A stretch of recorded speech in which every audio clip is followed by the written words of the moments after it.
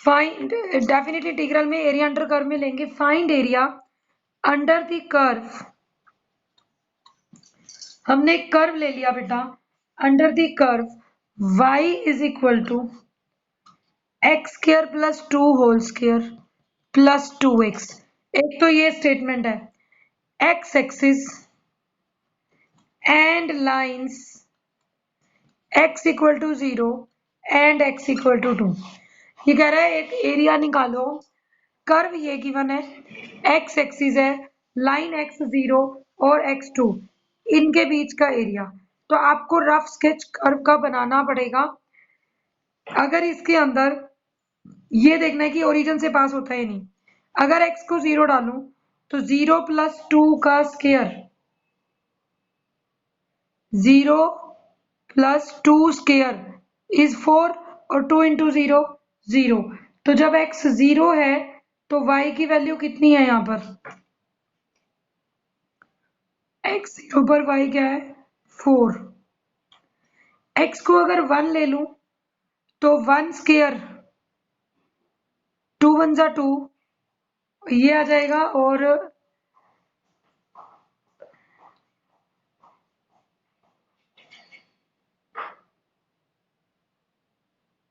अगर आप यहाँ पर x को 1 ले लेते हैं तो कर्व की इक्वेशन क्या बन जाएगी।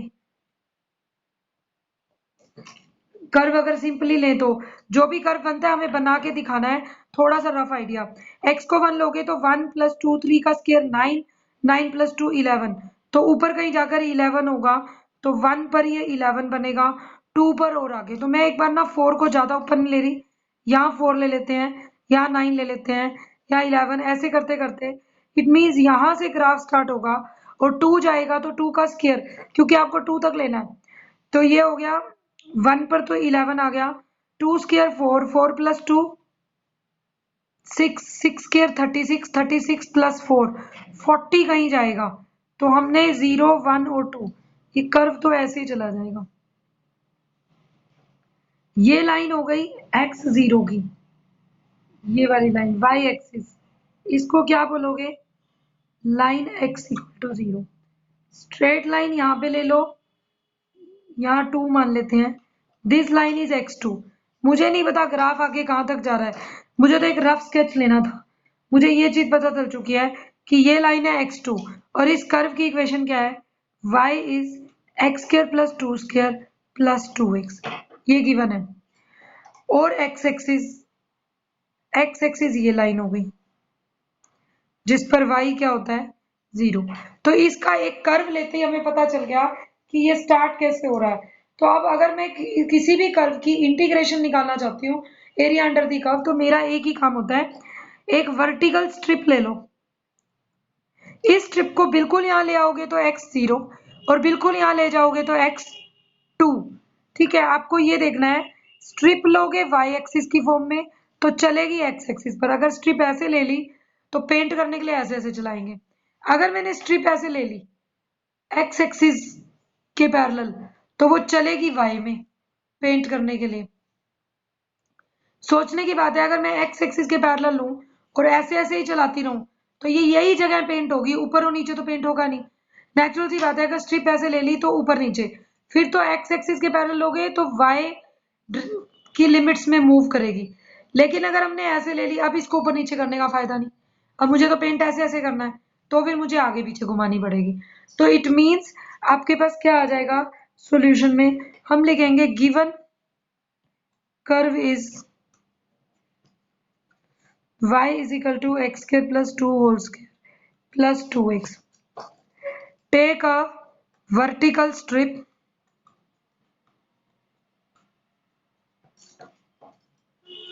and move it along x-axis, along direction of x-axis, so that shaded area can be covered. हमने इसको हल्का हल्का शेड दे दिया।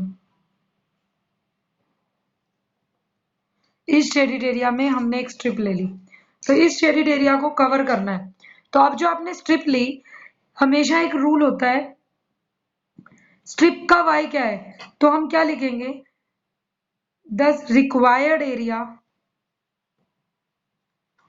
इज इक्वल टू, इसको नाम दे दो, O A B C is area of region O A B C, O A B C, वापिस ओ पे क्लोज कर दिया।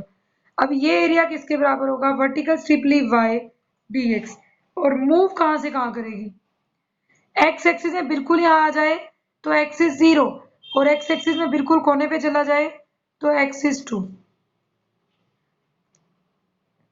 एक्स क्या होगा, 0 से लेकर 2 तक, ठीक है, एक्स आ गया 0 to 2। अब अगर x 0 to 2 है और y dx दिया हुआ है, तो आप इंटीग्रेशन करेंगे, y का इंटीग्रेशन क्या आएगा, y क्या है आपके पास, y कैसे फाइंड आउट करते हैं, कर्व में ऊपर जहां टच कर रहा है वहां से y की वैल्यू, और नीचे, नीचे तो x एक्सिस पे y 0 है, तो ऊपर वाली टर्म में क्या है, एक्स स्क्वायर प्लस 2 का whole square plus 2x minus 0, और इसका 0 से 2 dx। अब क्या करते हैं, अंदर वाली टर्म का इंटीग्रेशन, एक्स स्क्वायर प्लस 2 का होल स्क्वायर है, तो मैं पहले इसका होल स्क्वायर ही खोल लूं, x की पावर 4 प्लस 2 का square 4 plus 2ab 4x square plus 2x dx। मुझे ये चीज फाइंड आउट करनी थी सारी, तो ये आ जाएगा, इसका इंटीग्रेशन कर दो, बाद में लिमिट डाल देंगे, x4 का integration x5/5 4x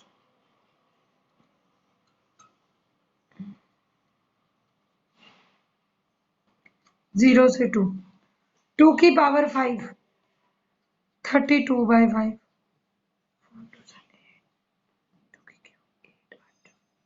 32/3 2 square 4, 2 cancel हो चुका है, माइनस लोअर लिमिट क्या है, वो तो 0 है, तो लोअर लिमिट तो 0 हो जाएगी, ये बनेगा 8 प्लस 4 12, एलसीएम ले लो 15, 8 प्लस 4 12 है,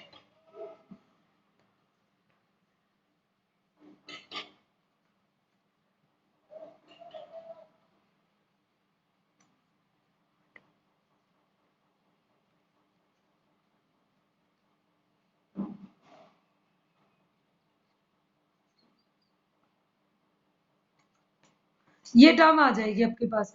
अभी मैंने सबका एलसीएम ले लिया 15, तो 5 3 था, 3 2 6 3 3 9, फिर ये 8 और 4 12 था, अलग अलग कर दो चाहे, 15 4 60 और 15 8 120, ठीक है, और 15 को 3 से करेंगे 5 5 2 10 5 3 15 और 1, ऐड कर लेना सारी टर्म्स को, आपके पास आंसर आ जाएगा इसका 436/15 स्क्वायर रूट। तो इस टाइप से आप एरिया फाइंड आउट कर सकते हैं। सेकंड देखो एग्जांपल, कई बार एरिया में ऐसी टर्म आती है, draw a rough sketch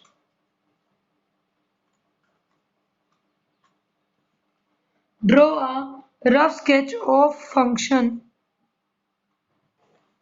y is equal to 2 into 1 minus x square x belonging to 0 1, ठीक है, ये कर्व ले लिया, and evaluate area enclosed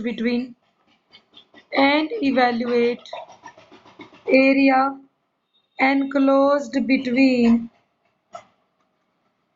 curve and x axis, curve और x एक्सिस के बीच का एरिया फाइंड आउट करना है, तो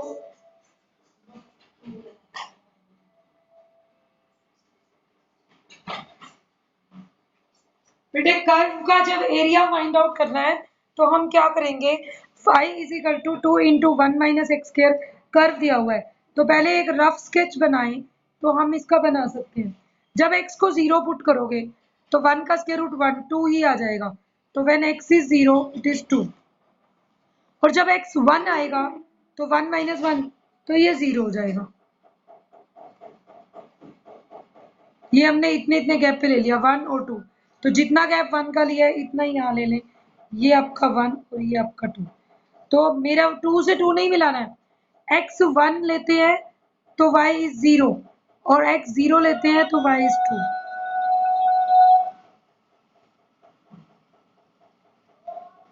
इस टाइप से कर्व है, बीच में कोई वैल्यू आ जाएगी, जो भी आप लोगे हाफ आएगा कुछ है, तो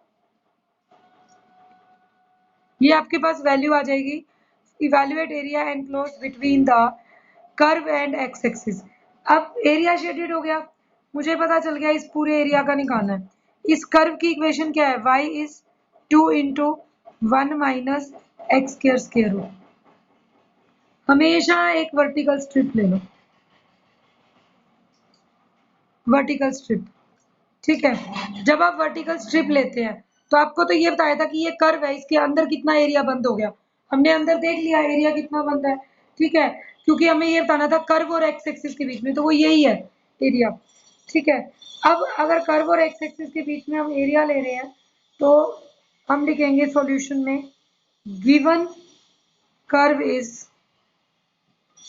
y is equal to 2 into 1 minus x square root, और लेकिन रीजन क्या दिया है, x 0 से 1, अदरवाइज में नेगेटिव भी जाती है एक्स एक्सिस, तो हम यहाँ पे एक चीज और क्या है, विच इज नॉन नेगेटिव, ये नेगेटिव तो है ही नहीं 0 और 1 के बीच में, which is non negative for x belonging to 0 1। Now curve lies above axis है, हमने वो भी चेक कर लिया, here curve lies above x axis. हमें क्या करना है, टेबल तो पूरी कंप्लीट करने की जरूरत नहीं, हमें सिर्फ इतना आ जाएगा, टेक अ वर्टिकल स्ट्रिप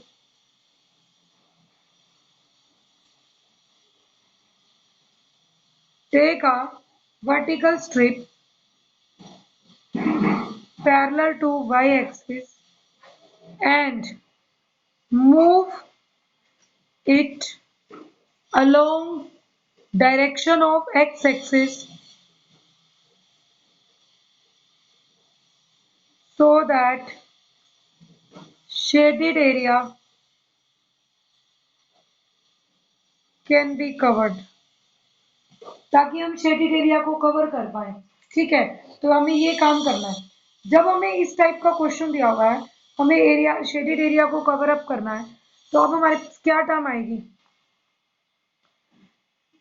अब आपके पास इंटीग्रेशन आएगा, आप लिख सकते हैं रिक्वायर्ड एरिया, ये आदत बना लो, कभी मिस्टेक नहीं होगी, और रीजन का नाम दे दिया OABO, इस एरिया ऑफ, क्योंकि ना यहाँ तो सिंगल है, कभी कभी दो एरियाज का सम होगा, तो हम ये लिखेंगे रिक्वायर्ड एरिया इसका अलग है उसका अलग है, तो यहाँ पर आ गया area of OABO which is y d x, y vertical ले ली, यहाँ मूव करें तो x 0, यहाँ मूव करें तो x 1, तो x इज फ्रॉम 0 to 1, 0 से 1 में 2 into 1 minus x square root dx करना है। अब इसको इंटीग्रेट करने के लिए आपकी मर्जी है, डायरेक्ट फॉर्मूला आता है डायरेक्ट कर लीजिए, अगर किसी को डायरेक्ट नहीं आता हो तो आप इसको x को साइन थीटा पुट कर साइन थीटा कॉस थीटा में भी सॉल्व कर सकते हैं, आपकी चॉइस होती है। डायरेक्ट तो हमारा 2 बार आ जाएगा, ए स्क्वायर माइनस एक्स स्क्वायर का फॉर्मूला लग जाएगा, ठीक है। और अगर आपको डायरेक्ट नहीं करना हो तो आप इसको ऐसे कर सकते हैं, put x is equal to, मैं एक बार ये सब्सटीट्यूशन भी सिखा देती हूँ, मान लो आपने x को साइन थीटा ले लिया तो dx कितना बन जाएगा, cos theta d theta, limits की बात जरूर करनी है, व्हेन x इज 0 तो साइन थीटा की वैल्यू 0 कब होती है, थीटा भी 0, एंड व्हेन x इज 1 तो साइन थीटा की वैल्यू कब होती है 1, थीटा 90 पर, तो आपको dx से d थीटा पहुंचना है तो x और थीटा की लिमिट्स भी बदलनी है। Now this will change into 0 to 90 twice of 1 minus sine square is cos square का square root cos theta into dx की जगह cos थीटा d थीटा, 2 बार आ जाएगा, 0 से 90 हो जाएगा cos square theta d theta. cos square को हम डायरेक्टली सॉल्व नहीं कर सकते, हम क्या करते होते हैं, इसको लिखेंगे 1 plus cos 2 theta by 2 cos square theta को, अब इस 2 से ये 2 भी कैंसिल हो जाएगा d थीटा, तो 1 प्लस cos 2 थीटा का इंटीग्रेशन, 1 का इंटीग्रेशन थीटा cos 2 थीटा का sin 2 थीटा बाई 2 लिमिट है 0 से 90। अब थीटा को 90 डालेंगे, जब यहां डालेंगे 90,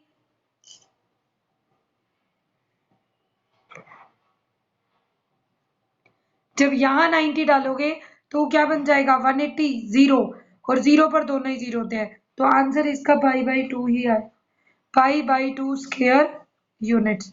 तो इस टाइप से आप क्वेश्चन को सोल्व आउट कर सकते हैं कोई भी एरिया का। ज्यादातर आपके क्वेश्चन सिंपल ही आएंगे, फिर भी क्योंकि एरिया के ज्यादा डिफिकल्ट वाला तो इन्होंने टॉपिक डिलीटेड सिलेबस में लिखा हुआ था। अगर हम वैसे देखें तो आपकी 10.4 एक्सरसाइज के तो आएंगे, लेकिन जो 10.5 थी एरिया बिटवीन टू कर्व्स, तो वो अब हो सकता है टॉपिक कवर हो या ना हो, पहले एरिया अंडर द कर्व ही है इंपॉर्टेंट, तो आप उसी को ही कवर कर लीजिए। नेक्स्ट देखो, find area under curve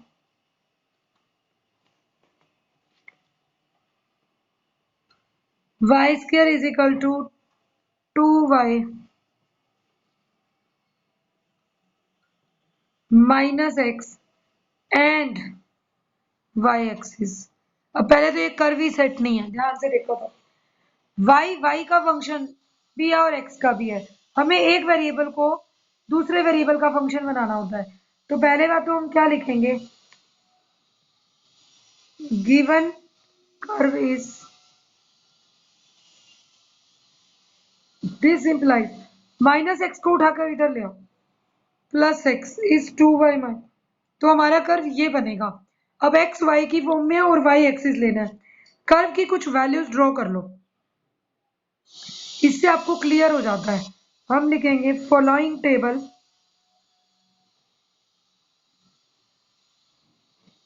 give some values of x and y satisfying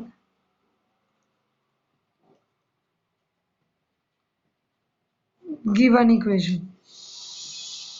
x और वाई की कुछ वैल्यूज ले लो। अब यहां उल्टा बनेगा, y पुट करोगे x आएगा, तो अब y ऊपर रख दो, उसमें कोई इशू नहीं है, ड्रॉ करते टाइम हम ध्यान रख लेंगे, बस 3-4 पॉइंट्स ले लीजिए, आपको पता चल जाएगा। कर्व का कोई इंटरवल ऐसा नहीं दिया है जिससे मैं वैल्यू निकाल पाऊं मुझे यहीं से काम करना है। एक तो y को 0 डाल के देखेंगे, 0 ले लो, हाफ ले लो, 1 ले लो, 1.5 ले लो, 2, ऐसे 3-4 पॉइंट्स ले लो बीच बीच के, थोड़ा सा आइडिया लग जाए। x को 0 डालोगे तो y को 0 डालोगे, x भी 0 है, y को 1 रखते हो तो 1 माइनस 1 स्क्वायर, 2 माइनस 1, x भी 1 आता है, 2 डालते हो तो 2 2 जा 4, माइनस 2 का स्क्वायर 4, तो वापिस 0 आ जाता है। तो इसका मतलब कर्व तो बंद हो रहा है, वापिस 0 से 0 आ रहा है। 1/2 लोगे तो 2 इंटू 1/2, 1, माइनस 1/4, 1/2 का स्क्वायर, 1 माइनस 1/4 इज 3/4, 3/2 लोगे तो 2 कट गया 3, माइनस 3/2 का स्क्वायर 9/4, 3 माइनस 9/4, 12 माइनस 9, 3/4 ही आ रहा है। ये तो बिल्कुल सिमेट्री है कर्व की। कर्व कैसा बनेगा, देखो ये है एक्स एक्सिस, बनाना तो एक्स और वाई पे ही है। अब उल्टा पढ़ना शुरू कर दो, एक्स 0 वाई 0, और जब एक्स की वैल्यू दोबारा भी 0 है, कब, जब y2 है, तो यहां पर y2 x0, x0 y0, ये बंद यहां होगा। जब y1 है तो x भी 1 है, सेंटर में ले लिया, ठीक है। अब हाफ पर इधर 1 का 3/4, तो इधर भी 3/4, दोनों पॉइंट्स पर। तो ये इस टाइप से कर्व बन गया, जहां भी जा रहे हैं हमें नहीं पता, बट 0 और 2 के बीच में ये कर्व क्लोज हो गया, मुझे दिख गया। 0 से वापिस 0 पे भी जा रहा है, 1 पे 1 है दोनों, और बीच में 3/4 पे दोनों जगह सेम वैल्यू है, 3/4 3/4, मतलब इधर हाफ है, इधर 3/2 है, हाफ पर 3/2 पर वैल्यू आपकी 3/4 है। अब मुझे बीच के पॉइंट्स का वैसे कुछ नहीं करना, मेरा शेडेड एरिया ये आ गया, हम इसका नाम दे देंगे OABO। Required area is equal to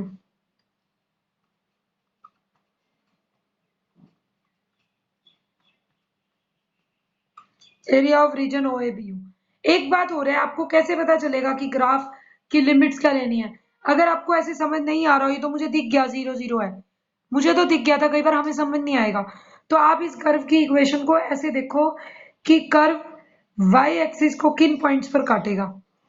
जहां पे x 0 होता है हम यहां से निकाल सकते हैं, मतलब अगर लिखना चाहें तो ऐसे भी कर सकते हैं, curve cuts y axis at point x equal to 0, और x को 0 रखूं तो 2y माइनस वाई स्क्र 0, जिसको लिख सकते हो y इंटू 2 माइनस वाई 0। तो दो पॉइंट बनेंगे y0 y2, और यही आपके दो पॉइंट्स हैं। अब वर्टिकल स्ट्रिप से काम चलाओगे या हॉरिजॉन्टल से? वर्टिकल का फायदा नहीं है क्योंकि मुझे y की वैल्यू चाहिए होती है, या y की वैल्यू x की फॉर्म में नहीं है। क्वेश्चन को ध्यान से देखेंगे, या x की वैल्यू y की फॉर्म में है, तो मुझे x की वैल्यू पता है, तो टेक अ हॉरिजॉन्टल स्ट्रिप। हम क्या लिखेंगे? टेक अ हॉरिजॉन्टल स्ट्रिप, एक हॉरिजॉन्टल स्ट्रिप ले ली, एंड मूव इट अलोंग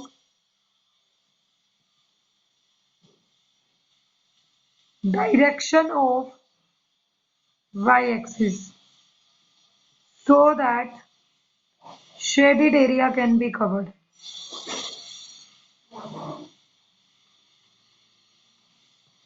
तो हम क्या लिखेंगे? Required area is area of OABO is equal to, अब अगर स्ट्रिप वर्टिकल लेते हैं तो y dx लिखते हैं, हॉरिजॉन्टल लेंगे तो अब x आपको पता चलेगा, तो अपोजिट हो जाएगा x dy। y की लिमिट आएंगी, बिल्कुल नीचे आ जाऊं, y 0, और बिल्कुल ऊपर ले जाऊं,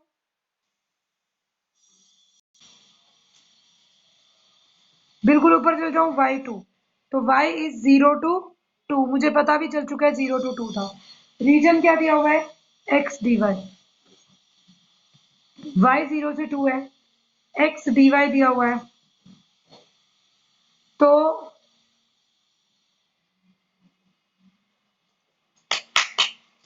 0 टू 2 है और x dy है, तो x की वैल्यू क्या है बेटा? 2y minus y square d y. ठीक है, तो ये आ जाएगा इंटीग्रेशन 2y² 2 माइनस y³ 3, 0 से 2, वाई स्क्र 2 का स्क्र 4 माइनस 2³ 8/3, और 0 पर दोनों ही 0 है, 3 4 3 12, 12 माइनस 8, 4/3 स्क्वायर यूनिट। ठीक है, इस क्वेश्चन को ध्यान से देखो कैसे करना है।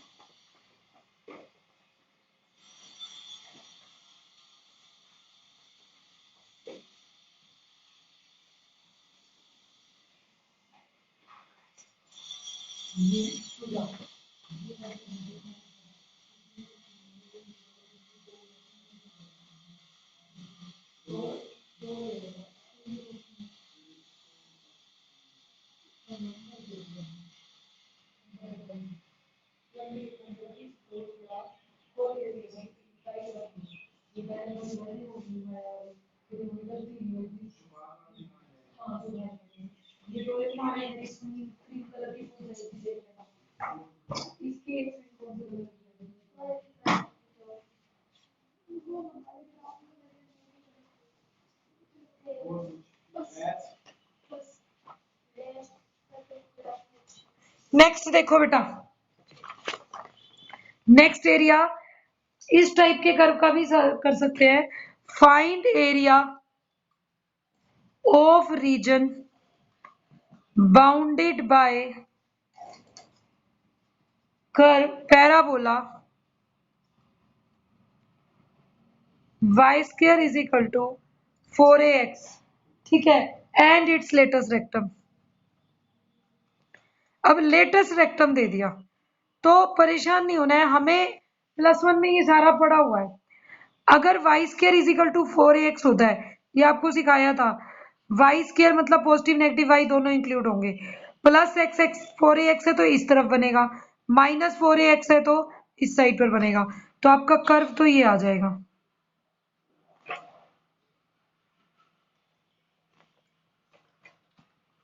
Y square is equal to 4ax। अब हम लेटेस्ट रेक्टम कहां पर लेते हैं? फोकस से पास करने वाला। सपोज मैंने यहां ले रखा है एस ए कोमा 0, तो फोकस से जो परपेंडिकुलर लाइन पास करती है वो हमारा L L dash latus rectum होता है। Y square is equal to 4ax हो तो ए कोमा 0 हमारा फोकस होता है। तो अगर हमारी ये एल एल डैश करती है, इस लाइन का नाम क्या है? एक्स इक्वल टू ए। ये कह रहा है इसके बीच में जितना एरिया शेड हो गया, कर्व, पैराबोला और लेटेस्ट रेक्टम के बीच में जितना एरिया बनता है उसकी वैल्यू निकालो। इसको हमने नाम भी दे दिया। तो हम क्या लिखेंगे पहले? Given curve is parabola y square is equal to 4ax। ठीक है। Let S is equal to A coma 0 be focus of parabola and L S L dash be latus rectum. कैसी होती है? ये इसलिए लिख रही हूं आपको याद रह जाएगा। Latus rectum which is perpendicular to x axis and passing through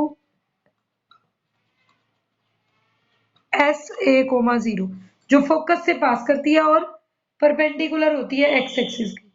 उस तो L L dash L S L dash की इक्वेशन क्या हो गई? एक्स इक्वल टू ए।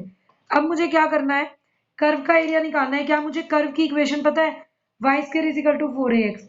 अब पूरे कर्व का एरिया निकालना है, जिसको आप क्या लिखेंगे? Now required area is area of region L S L dash O L L S L dash O वापिस L which is equal to area of twice area of। अगर ये सिमेट्री है ऊपर और नीचे तो हाफ का निकाल लें। O L S O OLSO half का एरिया निकालकर उसको डबल कर देंगे तो पूरे रीजन का आ जाएगा। उसका बेनिफिट क्या है? अब यहाँ से y आराम से निकाल सकते हैं। अब आप लिखेंगे, इसको इक्वेशन 1 मान लो। अब आप लिखो take a vertical strip and move in it along direction of x axis so that shaded area can be covered। ठीक है, हम शेडिड एरिया को कवर कर पाए। तो अगर शेडिड एरिया को कवर कर पाते हैं तो हमारे पास क्या आएगा? इस टाइप से ये रीजन बन जाएगा twice, therefore required area is twice area. Area कितना है? y dx। यहाँ आ जाओ तो x 0 और यहाँ आ जाओ तो x इज a, तो x इज 0 to a, तो ट्वाइस 0 to a। y की वैल्यू क्या होगी? देखो y स्क्वायर 4ax है तो y क्या होगा? 2 रूट ax प्लस माइनस, लेकिन ऊपर की तरफ लिया हुआ है तो वहां y पॉजिटिव है, नीचे लेते तो y नेगेटिव। हमने निकाला ही नहीं नीचे वाला, कंफ्यूजन ना हो। हम एक निकाल लेंगे पॉजिटिव वाला, उसका डबल कर देंगे तो ये आ जाएगा y की वैल्यू 2 रूट ax dx। तो 2 2 4 तो ये हो गया, रूट ए भी बाहर आ गया, कांस्टेंट है 0 से a x raise to power half dx, जो बनेगा 4 रूट ए x की पावर हाफ प्लस 1 3/2 को भी क्या लिख दोगे? वापिस 2/3। लिमिट है 0 to a, तो 0 पे तो 0 की a डल जाएगा। 4 2 जा 8/3 रूट ए मल्टीप्लाई a की पावर 3/2। a की पावर 3/2 और 1/2, 4/2 2 ही आ गया। तो answer is 8/3 a square square unit. तो ये आपका आंसर आ जाएगा 8/3 a स्क्वायर स्क्वायर यूनिट। ये क्लास लिंक अभी